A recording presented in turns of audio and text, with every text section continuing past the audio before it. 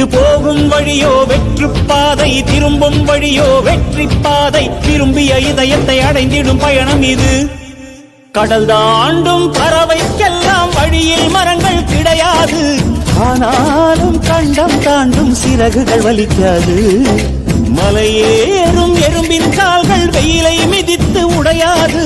மனதோடு காதல் வந்தால் மனிதா தடையேது.